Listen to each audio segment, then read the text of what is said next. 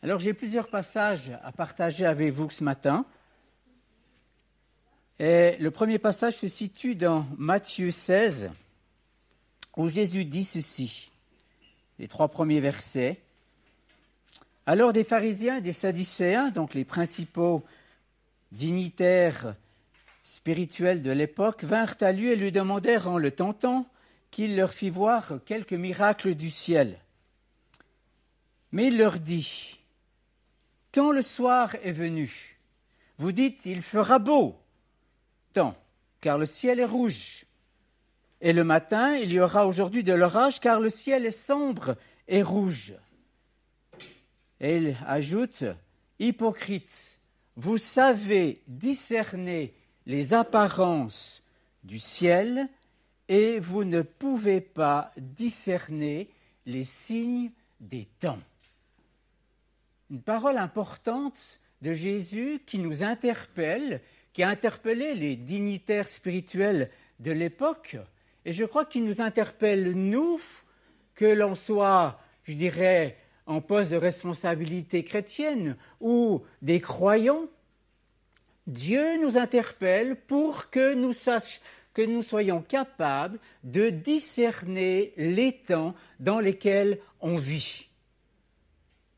Et c'est vrai qu'il y a des événements autour de nous qui nous interpellent, qui nous interrogent, et je pense que vous êtes comme moi, que dans ces 2 dernières semaines, il y a eu différents événements, ou 3 semaines, dans le monde et dans notre pays qui nous interpellent.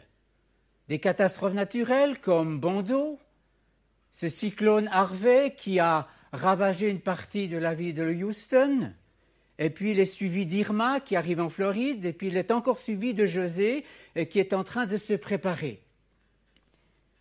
On entend des bruits de guerre. Quand on voit les agissements de la Corée du Nord, ça fait poser des questions. On se dit, mais qu'est-ce qui se passe? Est-ce que cet homme pourrait être raisonné ou est-ce qu'il a quelque chose que nous ne savons pas mais qui va être déclencheur? Et quand on regarde la situation en Israël, eh bien, il n'y a rien qui est... Je dirais, il n'y a pas de normalité, où la normalité, c'est le terrorisme, la normalité, c'est les accusations, la normalité, c'est les tensions. Vous savez certainement que sur les collines du Golan, eh bien, les Russes sont là, l'Iran est tout près, donc on se rend compte qu'on est dans une poudrière, on se dit, mais Seigneur, qu'est-ce que ça veut dire? Est-ce que nous avons quelque chose à discerner dans l'époque où nous vivons? Ou est-ce que c'est le cours normal des choses et on continue sa petite vie? Est-ce que Jésus nous a donné des éléments pour essayer de comprendre et de se dire, eh bien oui, on vit telle ou telle époque dont Jésus a parlé. Et dans Matthieu 24, ce n'est pas le seul passage, il est dit ceci. Les 14 premiers versets de Matthieu 24. « Comme Jésus sortait du temple et qu'il s'en allait, ses disciples vinrent pour lui faire considérer les bâtiments du temple. Et Jésus leur dit, « Ne voyez-vous pas tout cela?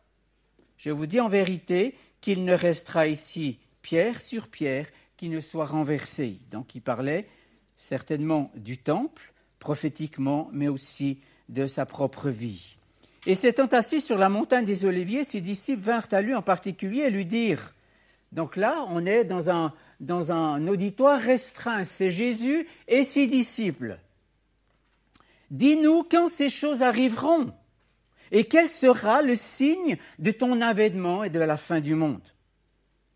Et Jésus répondant leur dit, prenez garde que personne ne vous séduise. Car plusieurs viendront au monde en disant « Je suis le Christ » et ils suiviront beaucoup de gens. Vous entendrez parler de guerre et de bruit de guerre. Prenez garde de ne pas vous troubler, car il faut que toutes ces choses arrivent, mais ce ne sera pas encore la fin. Car une nation s'élèvera contre une autre nation et un royaume contre un autre royaume, et il y aura des famines, des pestes, des tremblements de terre en divers lieux. Mais il n'y aura qu'un commencement de douleur. Tourmentés, ils vous feront mourir, vous serez haïs de toutes les nations à cause de mon nom. Alors ils se scandaliseront, se trahiront les uns les autres et se haïront les uns les autres. Les prophètes s'élèveront et séduiront beaucoup de gens, et parce que multipliée, la charité de beaucoup se refroidira. Mais celui qui aura persévéré jusqu'à la fin sera... Et cet évangile du royaume, on y revient au royaume, est prêché par toute la terre pour servir de témoignage à toutes les nations, et alors la fin arrivera. Alors il y a 20 minutes qu'on va arriver à voir tout ça. Mais c'est vrai que c'est un texte qu'on ne lit pas lors d'un culte. Parce qu'on se dit, ouïe, comme exhortation, comme encouragement, il y a peut-être mieux. Mais je crois que Jésus veut nous dire des choses. Et s'il s'est adressé aux pharisiens, aux sadducéens, il leur dit, mais vous êtes hypocrites, vous savez reconnaître quand il va faire. Nous, on a maintenant le smartphone avec l'application météo et on sait si demain il va pleuvoir et à quelle heure il va pleuvoir, très utile pour l'agriculture extérieure, bref. Mais on est incapable ou très peu capable de discerner spirituellement les temps dans lesquels nous sommes. Et ce que je constate dans ma propre vie, c'est qu'on a de la peine à discerner. C'est comme une sorte de brouillard. On se dit, mais qu'est-ce qui se passe? On est confus, on est peut-être troublé. Et pourtant, Dieu désire que nous ne le soyons pas.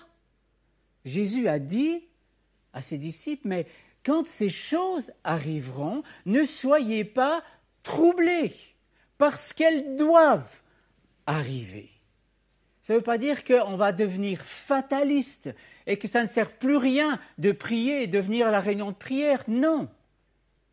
Mais il y a des événements qui sont prévus. Et Dieu désire qu'on ait des yeux pour voir, pour lire, des oreilles pour entendre, mais aussi des yeux et des oreilles spirituelles pour écouter ce que Dieu dit au travers des événements. Et quand on lit ce texte de Matthieu, Jésus a pris ses disciples à part. Et ses disciples étaient juifs.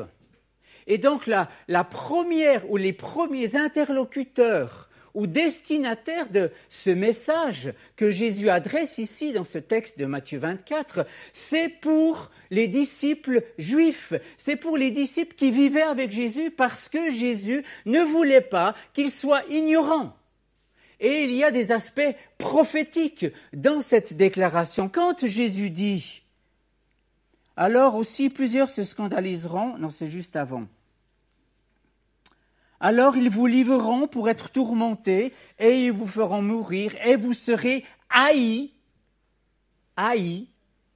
de toutes les nations. » Est-ce que cet événement-là n'est pas déjà une actualité récurrente depuis des décennies et des décennies? Donc, cette parole de Jésus est une réalité. Les Juifs et Israël est haï par toutes les nations. Heureusement, certaines nations essayent de faire exception. Mais on se rend compte que se positionner en tant que nation en faveur d'Israël n'est pas politiquement correct aujourd'hui.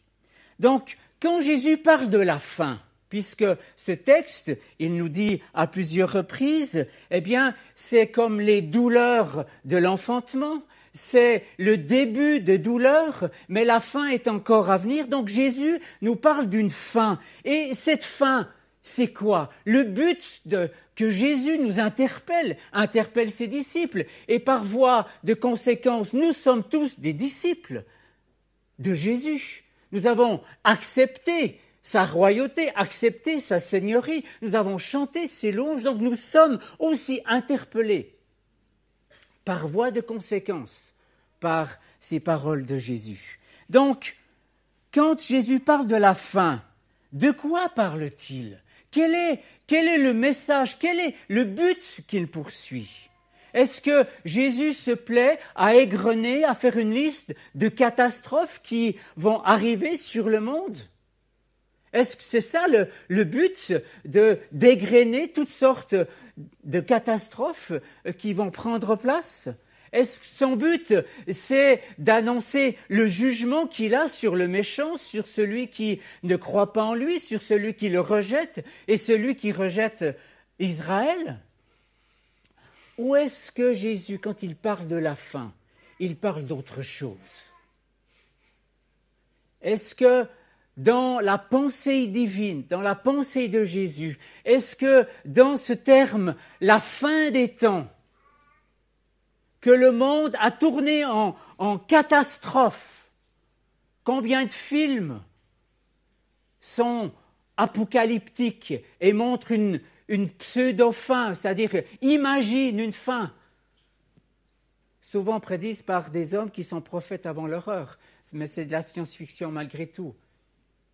Est-ce que c'est ça le but, de nous focaliser sur des catastrophes? Est-ce ça le but de Jésus? J'aimerais vous le dire, le but de Jésus. Et on le trouve dans le dernier livre de votre Bible, au chapitre 19, au verset 7, et il est dit ceci: « Réjouissons-nous et soyons dans l'allégresse, donnons-lui gloire à Jésus, car les noces de l'agneau sont venues et son épouse s'est préparée, et il lui était donné de se revêtir d'un fin lin éclatant, pur, car le fin lin, ce sont les œuvres justes des saints. » Donc quand Jésus parle de la fin des temps, ce qu'on ne parle plus assez dans les milieux chrétiens, je le confesse. Pourquoi ? Parce qu'on ne veut pas se tromper. Parce qu'on ne veut plus annoncer quelque chose qui n'arrive pas. Et alors, pour ne pas se tromper, on la boucle. On se tait, on ne prêche plus, on n'enseigne plus beaucoup sur ces choses. Et je crois personnellement que c'est une tactique de l'ennemi pour que le peuple de Dieu reste dans une certaine ignorance des choses qui sont en train de se passer. Nous sommes une génération comme il n'y en a jamais une avant nous. C'est-à-dire génération, l'ensemble des croyants qui vivent sur la planète. Jeunes et moins jeunes et personnes âgées. Nous sommes dans un temps extraordinaire où Dieu est en train de préparer le but ultime. Et le but ultime, c'est le retour de son Fils sur la terre, accompagné de son épouse qui va venir régner pendant 1000 ans. Voilà pourquoi Jésus nous avertit des temps de la fin. Pour que nous sachions reconnaître que nous sommes dans une peut-être une dernière ligne droite. On ne connaît pas la longueur de cette ligne droite. On ne sait pas si c'est un 400 mètres haies ou un marathon. Mais on sait qu'on est sur une ligne et que le but final n'est pas la catastrophe mondiale que beaucoup aimeraient prédire. C'est le retour en gloire du Fils de Dieu qui va venir et régner et mettre fin à la puissance de Satan. Amen. Voilà le but que Dieu poursuit. Et voilà pourquoi Jésus nous parle de ces choses dans les évangiles et dans bien d'autres passages de la parole. Donc, pourquoi est-ce qu'il nous en parle ? Il ne veut pas que nous soyons ignorants. Il ne veut pas que nous soyons surpris par des événements. Alors, quand ça se passe au Texas, c'est loin de nous, vous êtes d'accord, il faut 10 heures d'avion, 12 heures d'avion pour aller là-bas, 11 heures. Donc, c'est loin. Quand ça se passe à Bordeaux, c'est déjà loin pour les Valaisans, pour nous les Valaisans, parce qu'il faut passer quelques cols pour arriver à Bordeaux. Mais quand c'était tout près du Simplon, c'était déjà plus proche. Quelle est notre réaction ? On n'est pas encore touché, on n'a pas été touché dans notre chair ou dans nos biens, comme ceux à Bordeaux qui ont tout perdu. Et si ça devait se passer, Je ne veux pas être un mauvais prophète. Mais si des choses difficiles devaient se passer dans nos vies, quelle serait notre attitude vis-à-vis de Dieu? Finalement, qu'est-ce que Dieu fait et qu'est-ce que Dieu cherche? Il nous avertit pour que nous puissions nous préparer et que nous ne soyons pas surpris d'événements qui nous seraient difficiles à gérer. Et il ne désirerait pas qu'à cause de ces événements, et il le dit là dans sa parole, que notre amour se refroidisse, que nous soyons méfiants, en disant « mais si ça c'est Dieu, alors moi il m'en faut pas. Si toi tu es bon Dieu et tu permets cela, alors non merci. Moi je retourne à mes petites affaires et je vais planter mes patates, et puis je récolte mes patates et mes salades, et puis tout va bien. » Dieu veut que nous nous préparions. Dieu désire nous aider à fixer les regards sur lui. Et c'est pas une illustration, mais c'est simplement un petit partage de vie que j'aimerais vous partager ce matin. Il faudrait beaucoup de temps, mais je vais essayer d'être concis. L'année passée, pour ceux qui étaient au culte du 11 décembre, sauf erreur, c'était cette date-là, vous en souvenez, j'ai demandé la prière et l'onction d'huile pour un problème de tumeur cancéreuse. Et on était rempli de foi, on était rempli d'assurance que quand on prie, Dieu répond. Et effectivement, il a répondu puisque jusqu'à ce jour, il n'y a pas eu d'opération nécessaire. Les médecins ont jugé la situation, je dirais, comme une sorte de statu quo où il ne fallait pas intervenir. Amen. Dieu répond. Mais il y a une suite. Les médecins ont conseillé comment est-ce qu'on appelle ça, une sorte d'examen actif dans 8 mois. Et au mois de juillet, j'ai passé ces examens pour attester, pour voir la situation comme elle avait évolué. Et on s'attend au Seigneur, on s'attend à la réponse du Seigneur, et souvent on aimerait que le Seigneur agisse d'une certaine manière, et parfois Dieu permet que lui a un chemin qui peut être différent du nôtre. Dans cet examen du mois de juillet, eh bien, il s'est révélé, il y avait une bonne nouvelle et une moins bonne. La bonne nouvelle, c'est que l'agressivité cancéreuse n'a pas évolué. Donc ça, c'était déjà une grande bonne nouvelle. La moins bonne nouvelle, c'est qu'il n'y avait plus un foyer, mais il y en avait 3. Donc ça veut dire qu'il y a une extension passive ou disons active à un certain niveau de la maladie. Et mon dossier a passé donc en colloque d'oncologie à l'hôpital de Sion. Et la conclusion est qu'il est préférable de pratiquer une chirurgie pour pouvoir extraire les tumeurs cancéreuses. Et on se dit, mais Seigneur, on a prié. Et on s'est posé des questions. Est-ce qu'on a mal compris? Est-ce qu'on a pris une fausse route?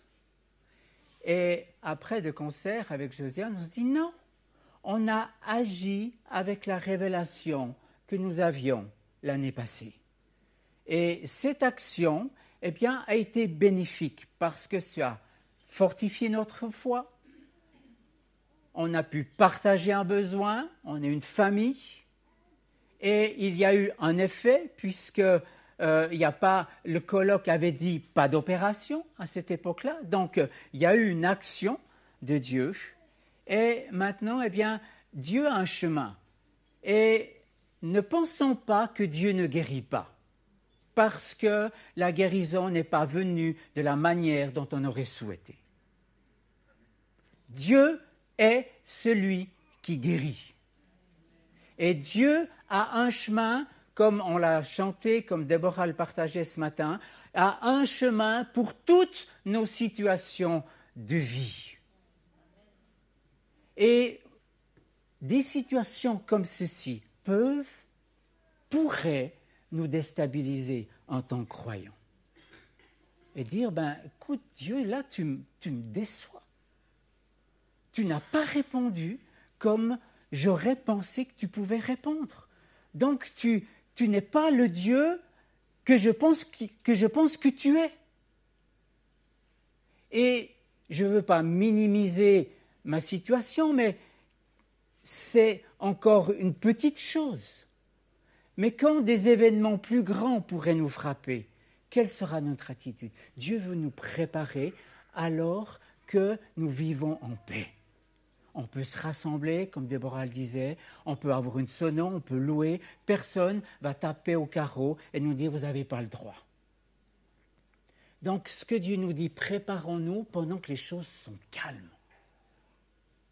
Approchons-nous de Dieu. Michael a parlé de cette intimité, de cette relation qui est nécessaire, de cette œuvre du ver de terre qui est nécessaire pour que la vie, pour qu'il y ait la vie et la vie puisse produire du fruit.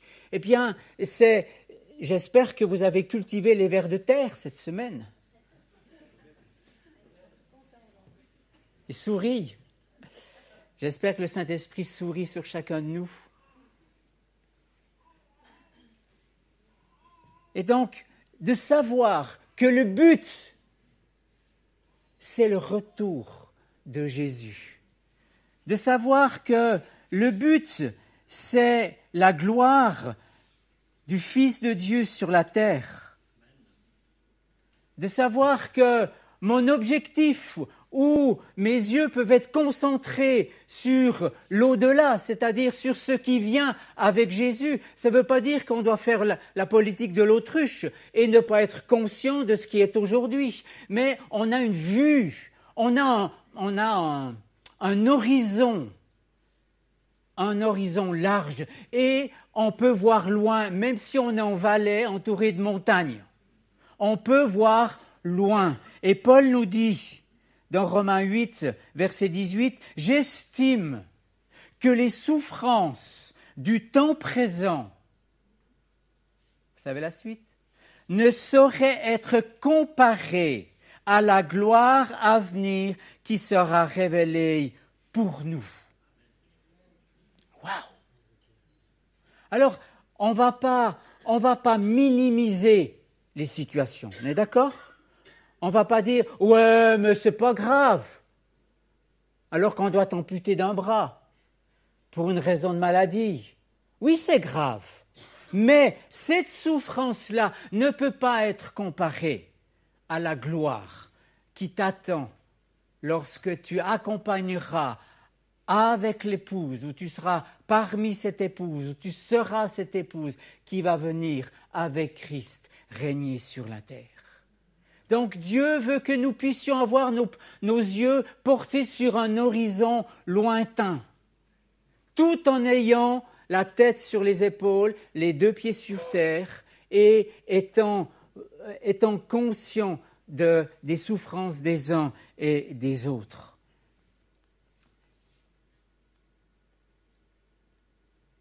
Donc on a un avenir, les amis. Et je disais tout à l'heure qu'on vit dans une génération unique, c'est-à-dire on sent, sans pouvoir donner de date, mais on sent qu'il y a quelque chose en mouvement, il y a un mouvement de l'Esprit, il y a un mouvement de Dieu lorsqu'on ouvre nos oreilles de ce que Dieu fait aujourd'hui. Dieu fait des grandes choses. Oui, il y a des choses mauvaises qui se passent, on est d'accord. On ne va pas les chasser, on ne va pas les ignorer, on ne va pas faire du déni. Elles sont là, on ne peut pas les ignorer. Allez demander à ceux de Bondo, oui, mais c'est juste du figuratif, c'est psycho, je ne sais pas quoi. Non, ils ont perdu. Le fleuve a passé au travers du village, a détruit le village. C'est bien réel pour eux. Mais ce qu'ils vivent n'a rien de comparable en grandeur de gloire. Et Dieu fait des belles choses. Dieu fait des belles choses aujourd'hui. Et Dieu est en train d'accomplir ses promesses. Dans ce texte, Jésus parle que l'Évangile sera prêché jusqu'aux extrémités de la terre. Et vous savez que quand on entend la missiologie ou ceux qui sont au courant de ce qui se passe au niveau mission, eh bien, ils affirment que nous arrivons au bout de ce mandat. On arrive, l'Évangile est en train d'être annoncé aux extrémités de la terre. Et quand on parle d'extrémités de la terre, c'est toujours par rapport à Jérusalem. Pas par rapport à Martigny, désolé. Et l'année passée, à Shavuot, à la fête de Pentecôte, il y avait des délégations chrétiennes qui venaient des îles les plus éloignées d'Israël. Et ils sont venus rendre gloire et rendre grâce à Jérusalem en apportant un présent, en apportant une offrande. Donc, il y a des choses qui sont en train de se passer, mes amis. Donc, ça veut dire qu'on vit dans cette génération où Dieu est en train de préparer son corps, son épouse, parce qu'il va venir avec elle pour régner. Et vous savez qu'il y a plus de 100 chapitres dans la parole qui nous parlent de la seconde venue de Christ. Ce n'est pas juste un verset par-ci, par-là.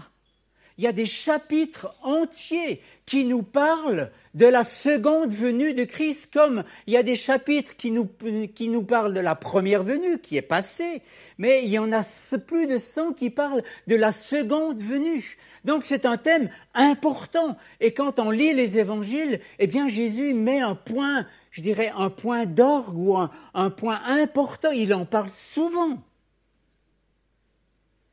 Mais nous sommes troublés parce que souvent, on ne pense pas forcément retour physique de Jésus sur la terre. Nous, ce qui souvent nous interpelle, et je pense que là, mes amis, je suis désolé de le dire, il y a une sorte de tromperie, c'est qu'on cherche à savoir quand l'épouse va aller à la rencontre de Jésus.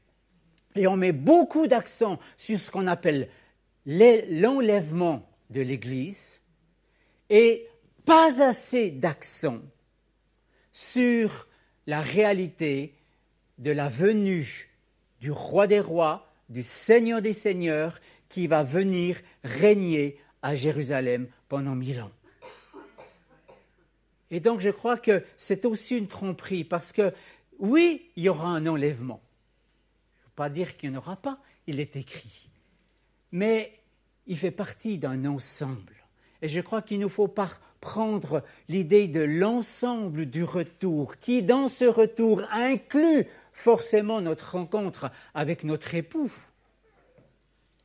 Et ne pas être trop focalisé, parce que quelque part, qu'est-ce qui nous pousse à mettre autant d'accent? Parce qu'on dit, mais si on est enlevé, on ne va pas souffrir.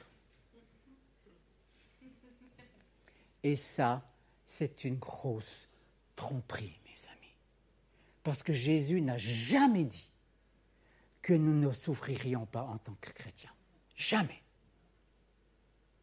Il a dit, il y aura des tribulations sur la terre. Et les tribulations, ce n'est pas pour les non-croyants. Les non-croyants auront un jugement.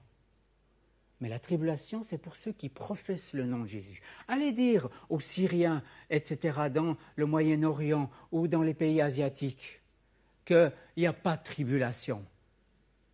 On n'oserait même pas le dire, puisqu'ils perdent leur vie au nom de leur foi.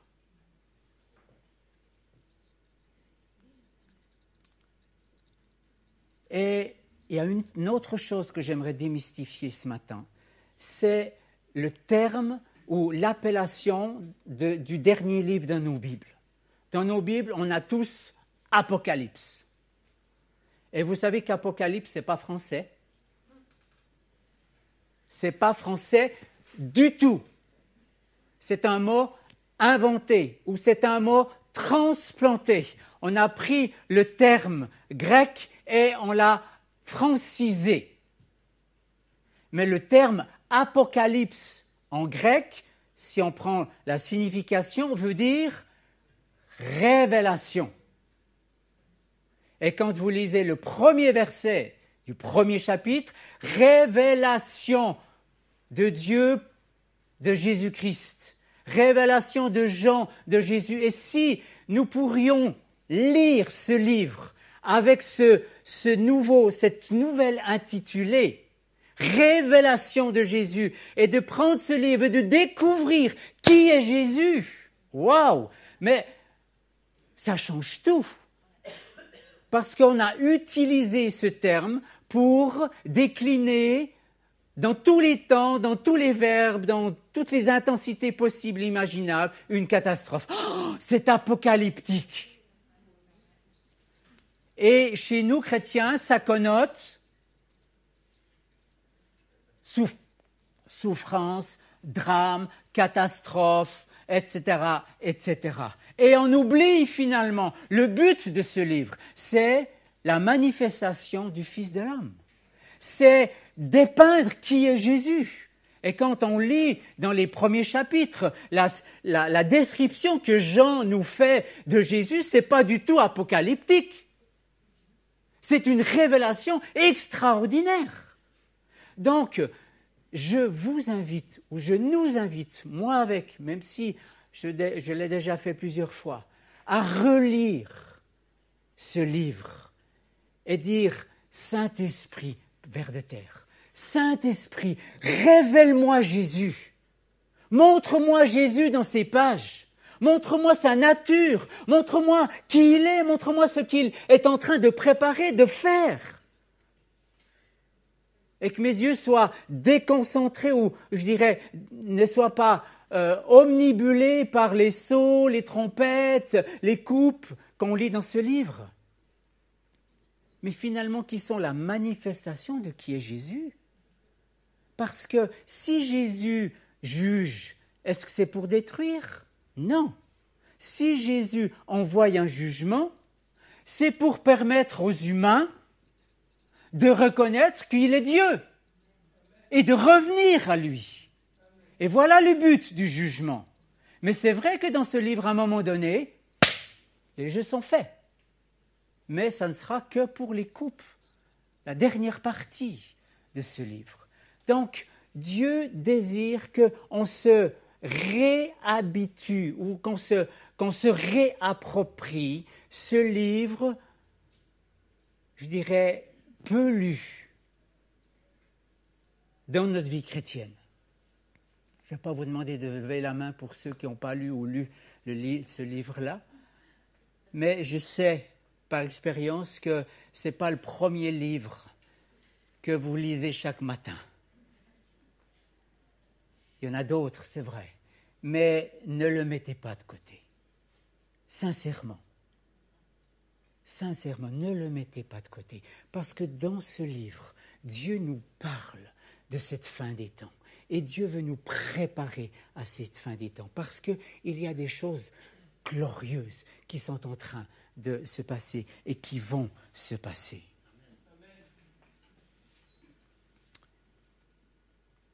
Paul s'adressait aux Thessaloniciens, au chapitre 5, et les 6 premiers versets. Et il dit ceci, pour ce qui est des temps et des moments, donc Paul est dans sa phase fin des temps avec les chrétiens thessaloniques. Et il dit ceci par rapport à ça, pour ce qui est des temps et des moments, vous n'avez pas besoin, frères, qu'on vous en écrive. Waouh! Donc, ça veut dire quoi? Ça veut dire que ces chrétiens de Thessalonique, eh bien, ils savaient de quoi il en retournait. Et ils n'avaient pas besoin encore d'un enseignement de Paul sur le sujet, parce qu'ils avaient reçu déjà de Paul des enseignements, ils avaient déjà compris, ils avaient déjà une notion, une compréhension de ces choses. Car vous savez vous-même parfaitement que le jour du Seigneur viendra comme un voleur dans la nuit. Et je crois que là, il y a une mauvaise conception pour nous de compréhension. Mais vous, frères, vous n'êtes pas dans les ténèbres pour que le jour vous surprenne comme un voleur. Vous êtes tous fils de la lumière, fils du jour. Qu'est-ce que ça veut dire? On prend souvent ce texte, Jésus va revenir comme un voleur. Et il va nous surprendre tous comme un voleur peut surprendre quelqu'un quand il s'introduit chez vous. Mais qu'est-ce que Paul dit là?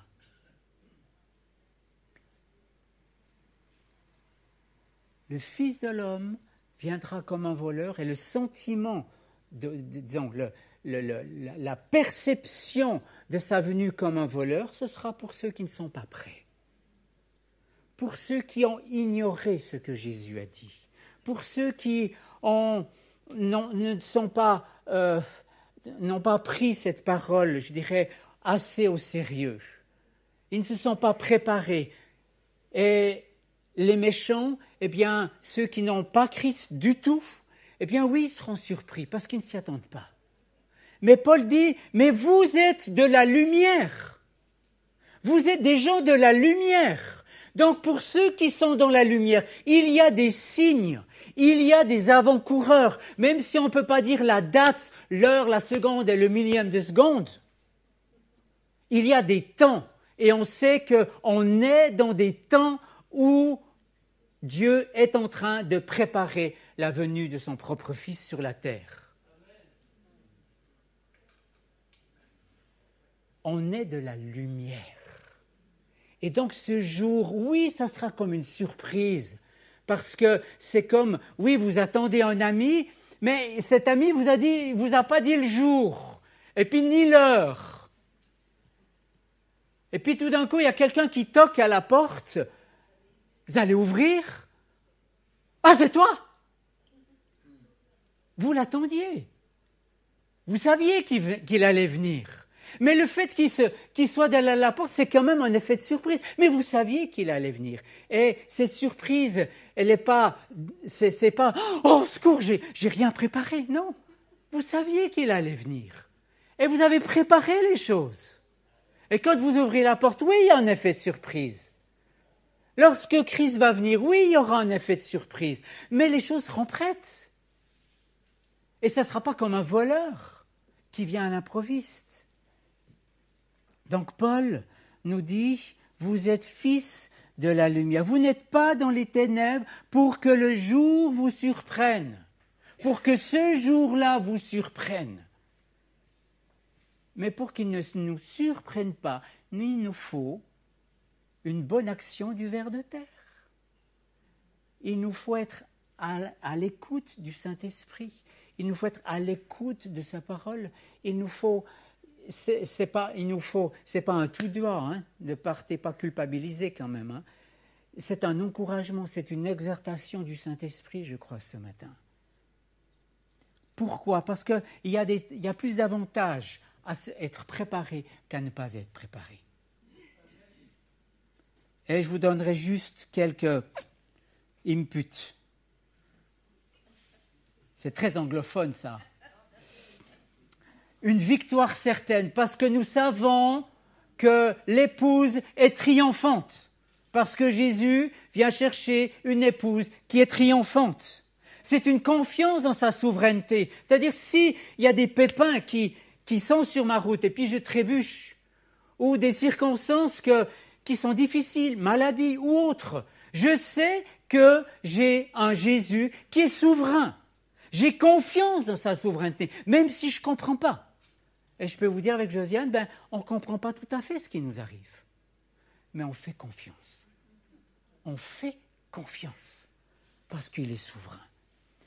Il est le Dieu de la continuité depuis la Genèse jusqu'à la Révélation.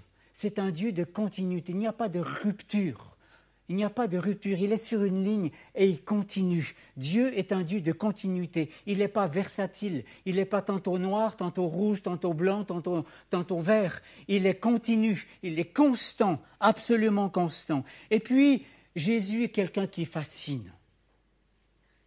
Jésus est fascinant. Et je crois qu'il y a cette fascination du Saint-Esprit vis-à-vis de la personne de Jésus qu'il aimerait nous donner le virus. Que nous soyons fascinés par Jésus. Lisez le Cantique des Cantiques. C'est la fascination de Jésus. On a besoin d'une boussole et notre meilleure boussole, c'est la parole de Dieu. C'est ce que la parole de Dieu nous dit de Jésus. On a besoin d'une boussole et on peut faire confiance à cette boussole. La boussole du Seigneur ne sera pas mal magnétisée. Elle ne va pas nous conduire au sud alors qu'on voulait aller au nord. Elle sera juste, elle sera régulière, elle sera toujours de la bonne magnétisation. Et puis ça nous parle d'urgence. Il y a une urgence dans l'intercession, il y a une urgence de se lever dans la prière, dans l'adoration, dans la louange, pour que ces réalités soient possibles. Et puis il y a une foi pour une versée. Vous savez qu'on est à la veille du plus grand réveil mondial qui ne s'est jamais passé de vivant d'homme. Vous savez que Dieu est en train de préparer un réveil mondial qui n'a jamais encore eu lieu. Il y a eu des beaux réveils dans l'histoire. Eh bien, celui-ci, il n'y aura rien de pareil. Donc, ça doit nous animer de foi et de dire, eh bien, on va persévérer, on va... Maintenant, je fais avec les pieds, ça ira peut-être mieux. On va tenir bon, on va s'accrocher à cela. Et ça nous donne du courage parce que les choses sont écrites. En comprenant les prophéties de la fin des temps, mes amis, eh bien ça va nous donner du courage parce qu'on sait pourquoi on se bat, on sait pourquoi on persévère.